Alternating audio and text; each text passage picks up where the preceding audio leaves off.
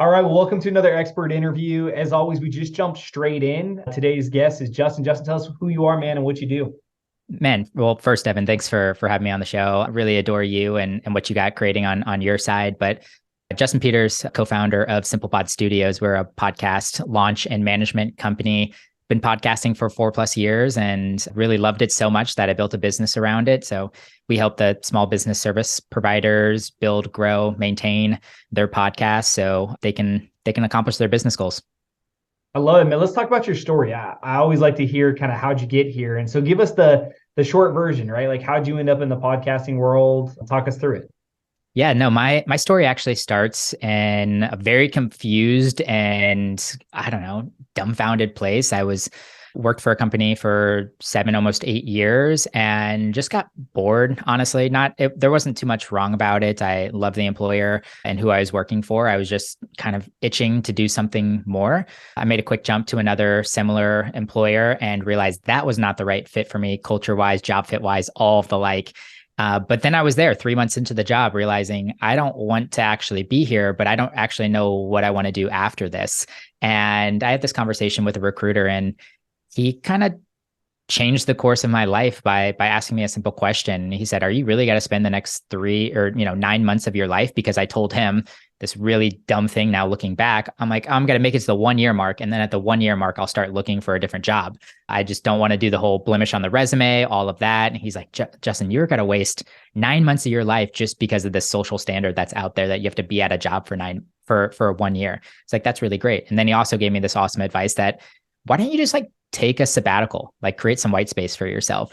So I took that to heart as somebody that's been working since 14, summers, weekends, fall breaks, winter breaks, anytime, every time. I never really give any thought to I could actually just stop working. And it took me a little bit, took me about 2 more months of thinking on that, but I did end up taking a self-made sabbatical. And one thing within that was like, okay, I want to make sure I have a project and a story to tell whenever I re-enter the workforce. And I knew that story was going to be starting a podcast. So I started a podcast as this personal development project. And I thought it was just going to be while I was on this sabbatical. But honestly, it really took off. I enjoyed podcasting so much that I doubled down on it, even once I entered the workforce again. And then 2 years later, it took another really competent person to tell me, hey, Justin, you can probably create a business out of this. And that was my little brother who joined our podcast team, creating, producing on the back end. And I was just dragging him into conversations because I became known as the podcast guy in my network, in my circle. And I would just drag him into these conversations. And then about 3 conversations in, he was like, Justin, I will help any and all of your friends with their podcasting questions. But do you think we should get paid for this? So I said, that's a novel idea. That's a great idea. I always wanted to be an entrepreneur. So we launched a podcast editing company at first, but it's really morphed into this podcast agency that we have now.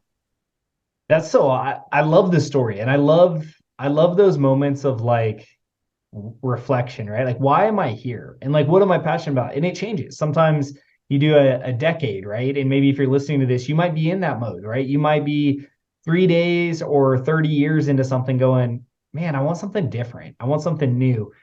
When you were thinking about kind of your why for stepping away, what were some of the things that made you think like, man, this isn't a fit? Like, what were some of the kind of things that you processed to decide to step away?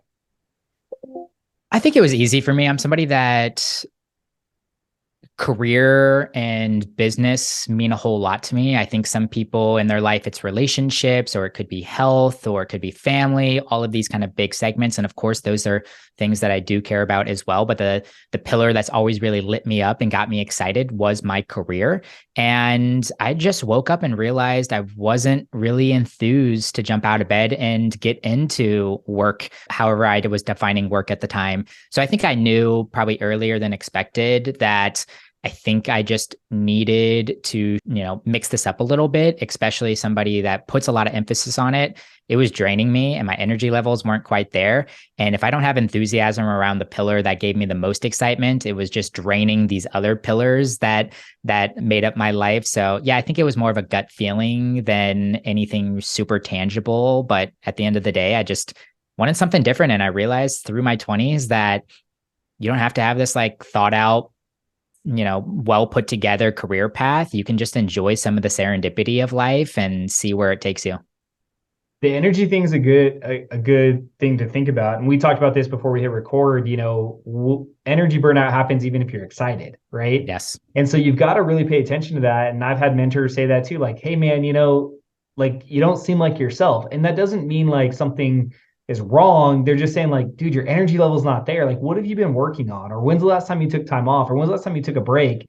And so I think that that's a great takeaway if you're listening to this, is like, when's the last time you really like thought through your energy for the day or your energy for a season and really took time to either give yourself space to move or take that break. So I think there is a lot of validation in there.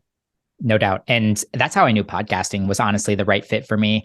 It was always the highlight of my weeks going into interviews. And I feel like it didn't drain me. It honestly like launched me into like 3 more hours of work after a podcast interview. I'm like, oh my gosh, I had so much fun. This will probably be very similar to me, where I'm like on another high for a couple hours after this conversation, because it brings me a whole lot of joy. And I just have a lot of excitement and enthusiasm around the medium. So it blows me away that it took my little brother to kind of knock me on the head and be like, hey, you could build a business around this. There was like just writing on the wall and I just couldn't read it. But yeah, no, that's another obvious thing for me, where you just got to listen to your gut energy that's being extruded to the world. And that was an obvious one. So fun. Well, let's talk podcasting, right? I Let's do mean, it. that's obviously the exciting part. We're on one. Let's talk about people who might be on the fence about starting one. Why? Like, why would someone launch a podcast? What are some reasons? I I do think it's this is a really important question, because I don't think it's right for everyone. I don't want to sugarcoat it. Podcasting is a lot of work. It is more work than people imagine. It's not as simple as I book a guest, I have the conversation, and I'm pretty much done. For anyone that's created a podcast, they know the interview is just maybe 10 to 20% of the work that actually needs to get accomplished to have a well produced, or even just a produced podcast that is out there. So I do think you have to honestly ask yourself if podcasting is where you want to be spending your time, because it can quickly turn into a part-time job. But I think it's a really great medium to consider, especially these service-based business owners that are trying to build trust and credibility with their potential customer. There is no medium that has the same kind of intimacy and honestly attention that podcasting does. You could maybe argue long form video on YouTube could be the one other angle, but you still have to have somebody sit down and watch said video. I'm in people's ears. We might be in people's ears right now during their workout, during their walk, during their commute, so many of these places. And you can get into a rhythm and routine with people, and they can, I'm hitting my 6 a.m. commute right now. I'm turning on Devin's podcast because, that's it. And all of a sudden you've built such deep and awesome relationships with people that you haven't had a one-on-one connect with. And I think it's just a great potential modality for you to convert prospects into customers without honestly like expending a whole lot of time on a lot of these one-on-one connects that can do some of the exact same thing. So for that reason, I think it's really great, especially in a space where it's very hard to catch people's attention, and short form video and social media is becoming more and more saturated. Podcasting and this medium, I still think, has a whole lot of room to grow. What about being famous? Like, I want my podcast to have a bazillion listeners, and like that's my only goal. And that's a fair goal. If you want to do that, go for it. There is a whole lot of work that goes into that. Of course, if you don't have a celebrity status, or you don't have a 20-person production team behind you and a whole lot of marketing dollars, that is a big uphill journey. I think you can make a pretty big impact with a small audience though. And this is once again something that I feel like podcasting rivals some of the social media sites with. Like if you have 500 followers on Instagram, that might not make a whole lot of impact for you and your business. But if you have 500 listeners through your podcast, that can make a pretty substantial impact. And I've seen that through my own podcast and through our clients' podcasts. Like you can really convert really well through podcasting, because people have spent hours and hours and hours listening to you and therefore building trust and credibility with you. I love that. And I know I took that was a softball, but I Yeah, think I know. I want people to understand that, right? I think often whether it's looking at social content creation, podcasting, right? There's this motive of like celebrity. And it was really interesting. I saw a post this morning where someone I went to college with, she put up a post and said like, oh, so awesome for my followers. I hit 100,000 views on this TikTok video. And it was like a celebration of views. And if that's the only metric that matters, you're probably not going to be satisfied and you're going to be set up for disappointment. And so I know there's a lot of different ways to use podcasts. I know for mine, I like to build relationships with who Mm. I'm talking to, right? It gives me a chance to create amazing content, provide a ton of value, create credibility, and build this relationship. And then what you said is amazing is yes, as you post it, we're both going to build relationships as people are consuming the content. And so I want people to really hear your answer there because I think that's a key to should you start or should you not start.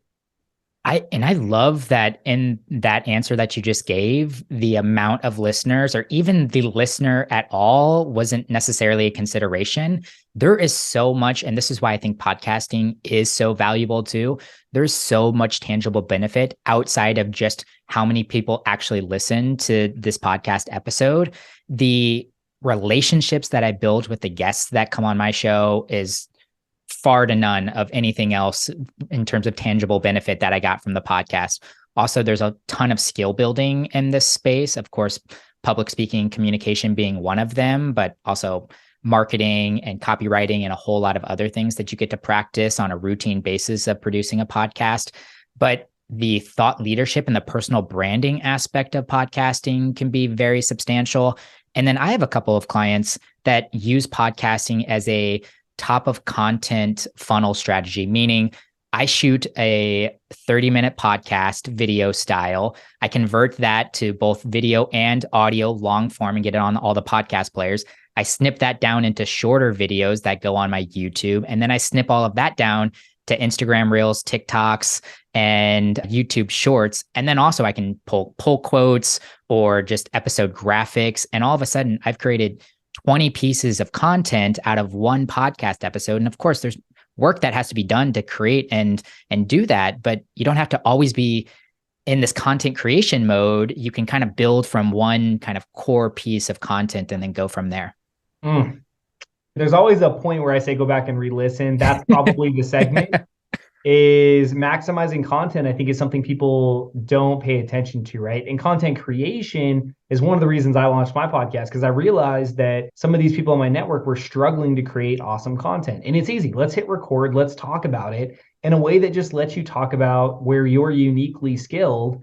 And all of a sudden, to your point, you end up with 10 pieces of content that turn into 20 quotes, that turn into images, that turn into maybe even testimonials and case studies and stories and all these other things. And so I love that snippet. And I want people to think about any content you're creating, how can you repurpose it? And one other thing that I want to comment on podcast content that I really love, it's so much more evergreen, meaning a tweet has about a 24-hour lifespan. An Instagram post has about the same. LinkedIn is about 7 days. TikTok, I'm not exactly sure, but I can't imagine it's more than 7 days there either, unless there's a good amount of virality on it.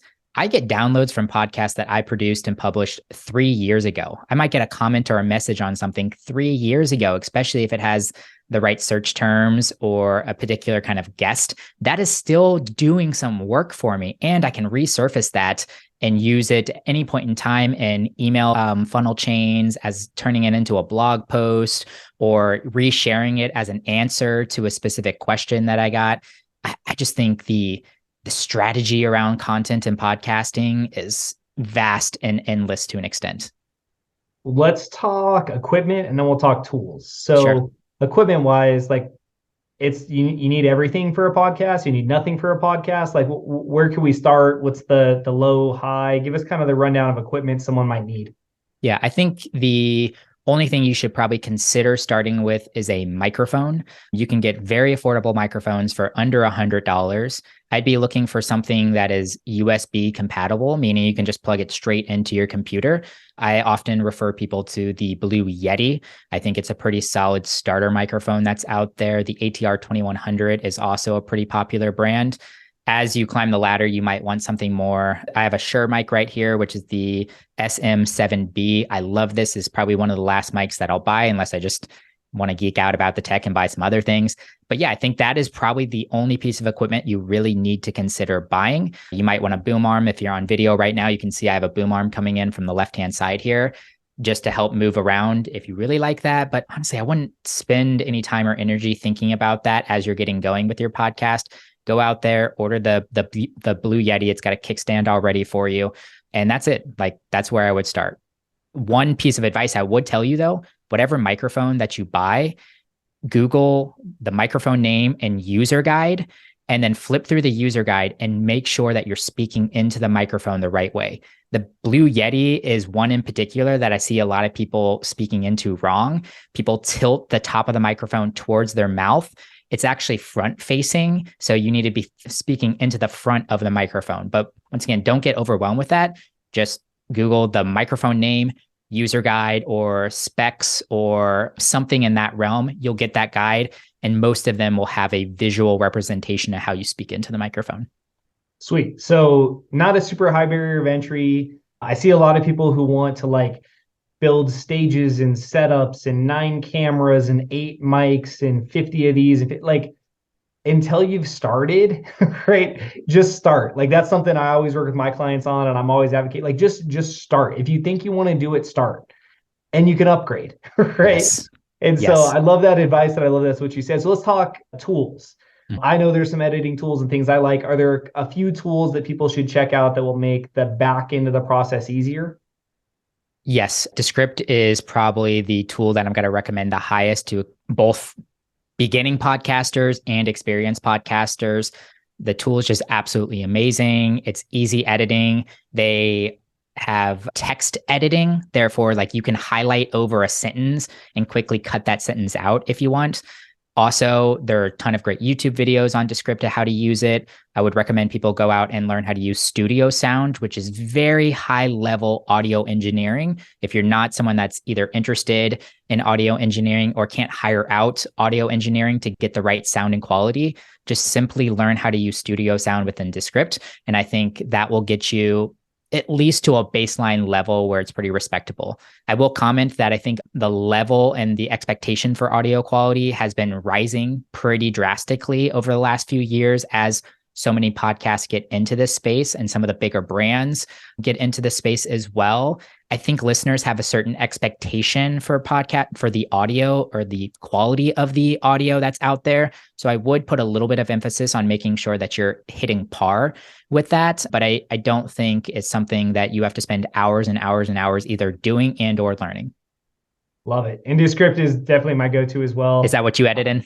That's what we edit in now. Yeah, nice. We use another tool I have a lifetime membership for, but we just have too much volume now. And so, yeah, I would highly recommend, whether it's Descript, any sort of text-based editing will save you tons and tons of time, because there's nothing worse than, like, when I went to the journalism school, we'd have to do a lot of video creation and audio creation. And I remember having to like listen, pause, cut, listen, pause, cut. And like, by the time you're done, like, this 30 minutes took you 3 hours to listen to.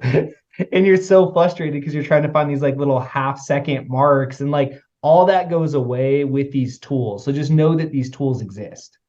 Yeah, I totally agree. And I think, once again, it's really great.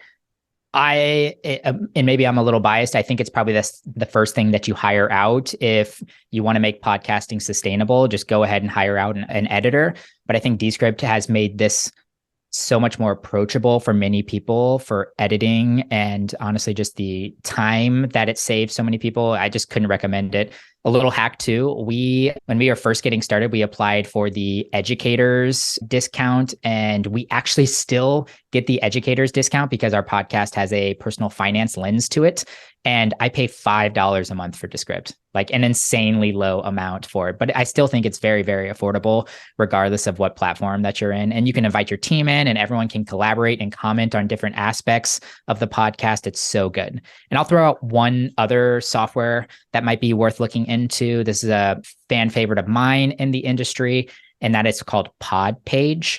If you want a website, a podcast website, I think Podpage is superior to any other software that's out there for it. And it's specific to podcasters and website, because the one thing that we have to consider with website development in our space is the fact that every week or every other week, we're going to have a new episode coming out. Therefore, a new web page that has to be built to house the show notes for that episode.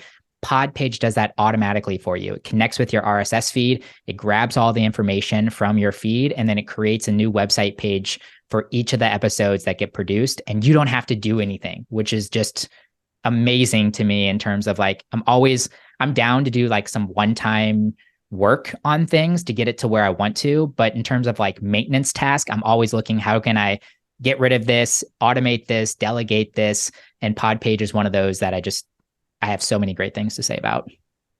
Love it. I haven't heard that recommendation. I've heard similar. And so I love that. And I think you're right? Like do the front end work and then have it automated as you're doing the rest of the work. So great takeaway there. Let's talk about people who have a podcast. Maybe they've recorded, created a couple dozen episodes, but they're not really getting value. Like maybe they just started the process. Like, what are some ways they could get more out of what they're doing, or things they should consider when they're at that stage?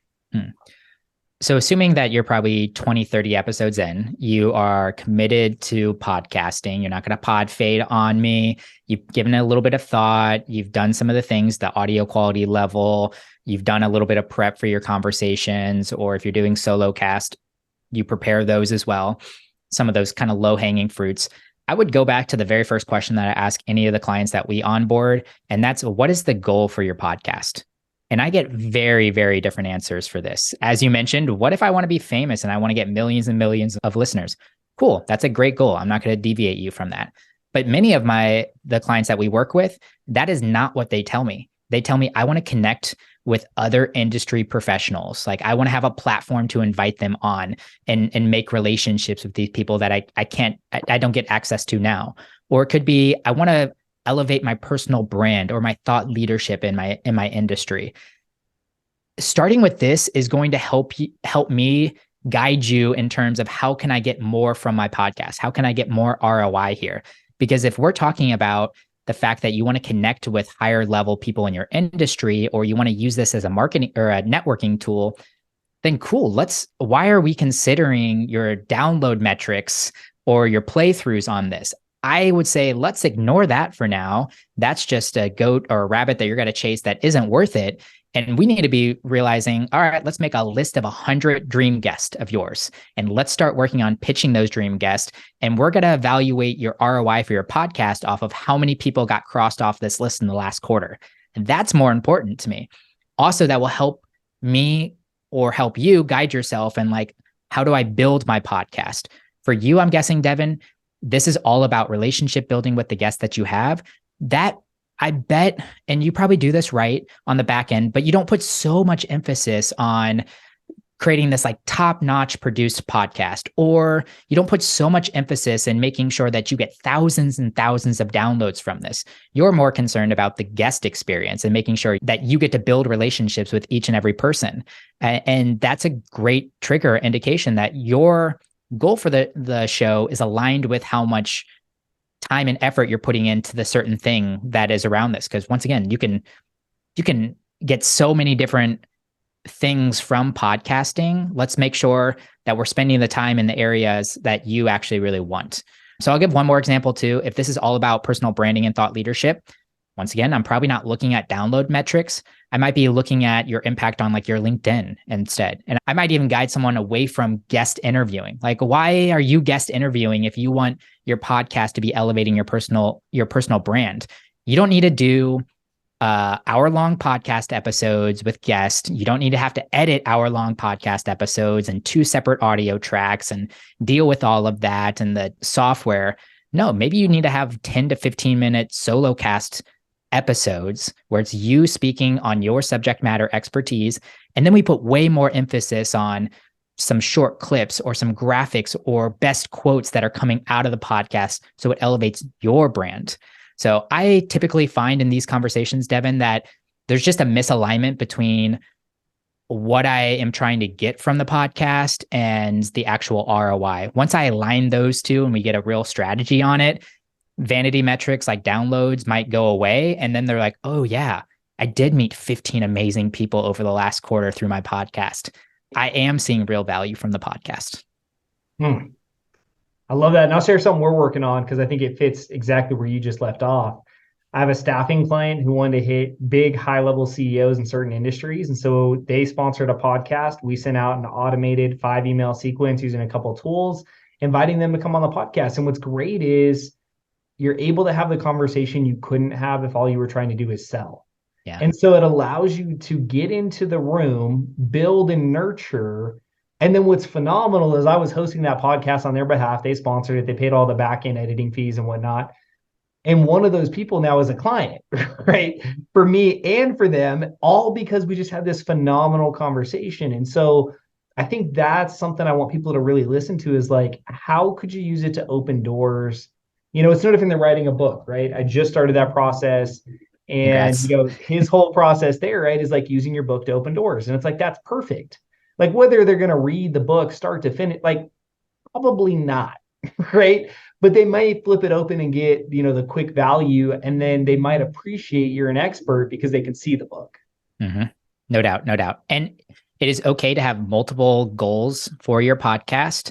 Like business, though, if you perforate your goals in multiple places, you're only going to be able to give enough time, energy, and effort to each of those goals. And you're going to see less returns if you were to singularly focus on one specific goal.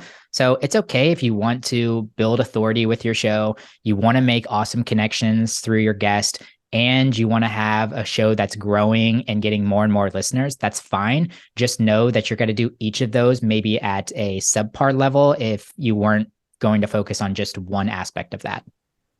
Love it. So let's dig in real quick just on kind of how you can help. I know we've dug into a lot of value already. So like give us the quick rundown of like your scope of work. And if someone's listening and says, man, I want to continue this conversation, what could you help someone with? I appreciate the platform to have this conversation, Devin. I would say our two primary services, a podcast launch package. So if you are somebody that's on the fence, but you just want support and making sure and accountability to making sure that your podcast gets launched and out into the world, and you want to kind of skip the first 3 months of learning process, we have a launch package that we can help the business owners out there with. And then also ongoing podcast management. Of course, the biggest thing that we do is editing. People typically don't like to spend their time editing the show, but they want the audio quality at a specific level. That's great. We also write show notes for you, publish your episodes, and then do some of the mechanical things that are just required to running a podcast, like getting you submitted to certain podcast players or aligning your podcast with your marketing efforts, different things like that. Awesome. I usually don't dig in the weeds, but we've been so in the weeds and you provided so much value that I want people to understand like you are a resource, right? So yes, we're talking about the topic, but like lean in. Justin can help you if you have that need. So Justin, I like to ask 2 questions at the end. One, give us a book, or in this case, maybe a podcast recommendation. Like what's something that you're really loving or something you think every business owner should read?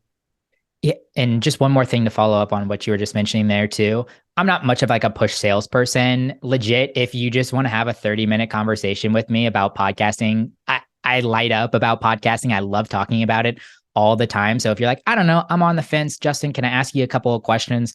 Just connect with me on LinkedIn. Let me know that you heard me from Devin's show, and we'll find some time just to book a call.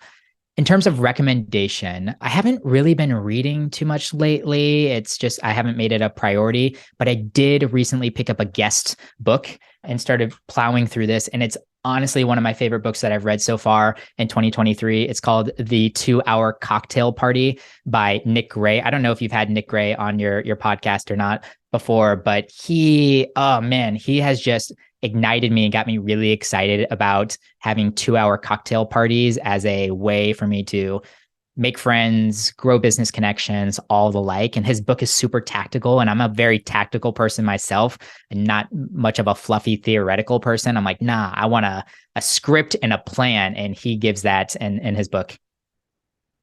That's awesome. I'm gonna have to pick that one up. And yeah, I'd love to have that conversation. Talk to me about your journey. If you could give some advice to your younger self, what would that advice be? 2 things. First, on the podcasting front, just get started. I bought mics and they sat on a shelf and collected dust for 8 months. And like everything in life, investing or learning all of the things, I just wish I would have gotten started earlier. Like I wish I would have had that 8 month runway to start learning and practicing. So if you're thinking about a podcast, just get started. It doesn't matter what it looks like. I promise you, you will improve on it.